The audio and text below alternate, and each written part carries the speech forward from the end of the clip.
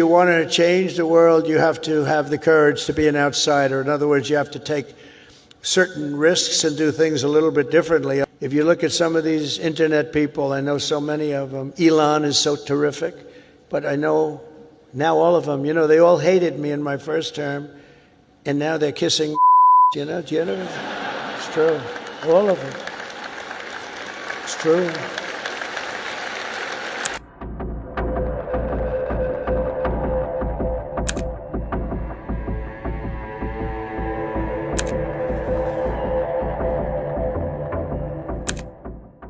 US President Donald Trump took an awkward dig at his first buddy Elon Musk just days after the billionaire left the White House.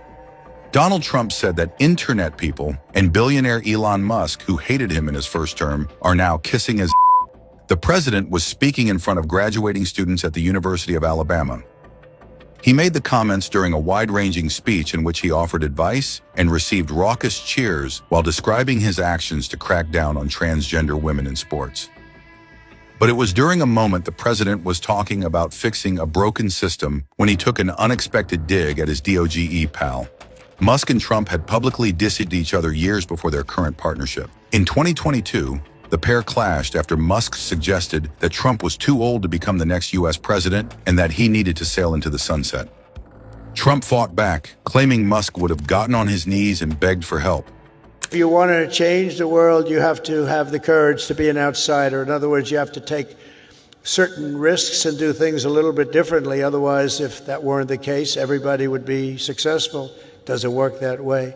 Progress never comes from those satisfied with the failures of a broken system. It comes from those who want to fix the broken system. And you'll make the bigger money, you'll make the more success by acting that way. The other way may be more secure, but if you want to go to the top, you're just never going to do it unless you break the system. Change is never easy, and the closer you get to success, the more ferociously those with a vested interest in the past will resist you. They want to resist. So I just say, trust me on that, because I know you really do. You have to break the system a little bit and follow your own instincts. But if your vision is right, nothing will hold you down. Nothing. You have to have the right vision. If you look at some of these internet people, I know so many of them. Elon is so terrific, but I know now all of them, they all hated me in my first term, and now they're kissing, do you know? It's true. All of them. It's true.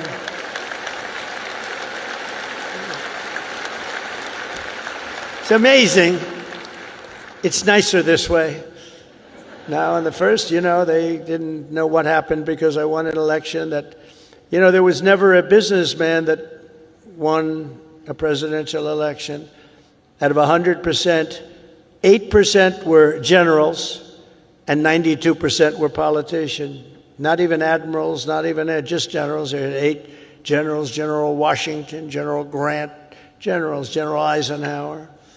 But 8% were generals and 92% were politicians. And when I ran, everyone said, well, he can't win. He's a businessman. That's not going to work. And, but you have a natural instinct for things. I guess I had a natural instinct. I said to somebody, was I a better businessman or a politician?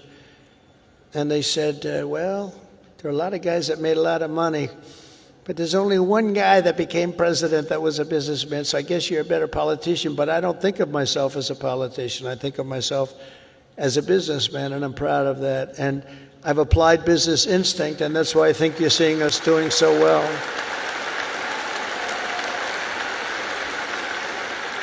So number 7 is to trust your instincts, common sense. You can go very far in life with common sense, and I applied that to politics because some of these things, like they had open borders.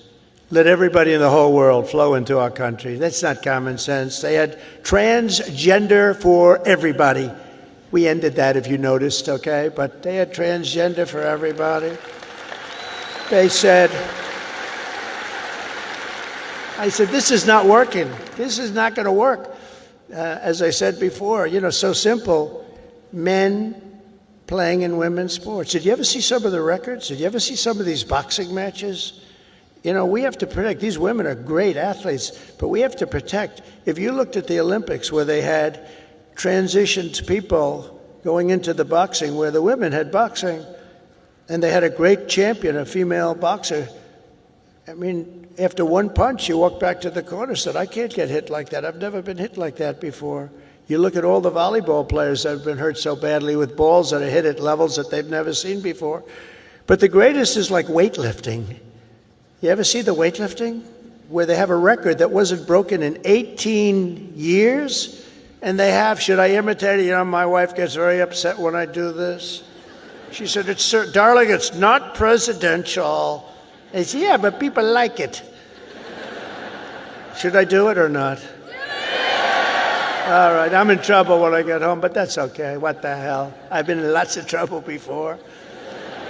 But no, you look at the weightlifting where 18 years it stands, and they have this young woman, and her parents are right where you are in the front row, and they're so proud of her, and it's like 209 pounds, and she's going to lift that. The record stood for 18, think of it, 18 years, and they put an eighth of an ounce here, and an eighth of an ounce here, little tiny little bit, and she's going to do it. Mom, I love you. I'm going to do it for you, Mom.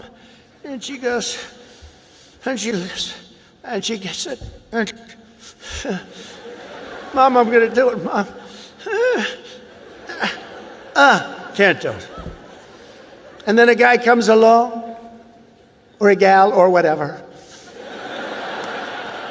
A transitioned person comes along. And he was a failed weightlifter as a man, but he comes along, 206 pounds. They put the little thing on, and he goes, boom, boom. And breaks a record like by 119 pounds. That's not right. The other one is the swimming. You've heard me talk about it. Great swimmers, and you know, they rose to the top. Women swimmers, and they grew up together. And they're Olympic class swimmers, and they're qualifying for some big tournament. And now the race is getting ready to start, the big race, and one young lady, she was going to set the record. She fought all her life to set the record. She has to win it by one ninth of a second. Think of that, 1/9. I don't like those odds, 1/9 of a second, right? But she looks to the left and she sees all the friends that she grew up with down in California, from all over the country. They're all the best swimmers. Then she looks to the right and she sees the same thing, but there's a person next to her who's a giant. And she looks and she, oh my God, who is that? I don't recognize that person. That was a person that transitioned, and he had the wingspan of Wilt the Stilt Chamberlain, if anybody knows Wilt. And as you know what happened, she was very, very badly injured in that meet because he went by her so fast that she was windburned. They had to take her out. She got serious windburn. He flew back and forth, and she didn't know what, but she got the hell knocked out of her, knowing that I'm only kidding.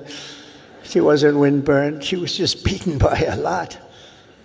Or the race, did you see the race where they had the best female runners, and they had a guy who was a decent runner, a long-distance race, and he won by 5 hours and 19 seconds. You know, normally you win by like 12 seconds, 2 seconds, a quarter of a second. He won by 5 hours and 19 seconds. It's crazy. And you know, honestly, it's demeaning for women, very demeaning. These are great athletes. It's very demeaning, and we're going to protect women. We're going to protect women. We're going to protect everybody.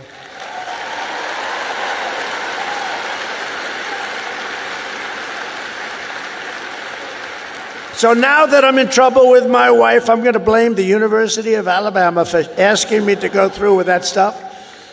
But it's pretty descriptive, isn't it, really?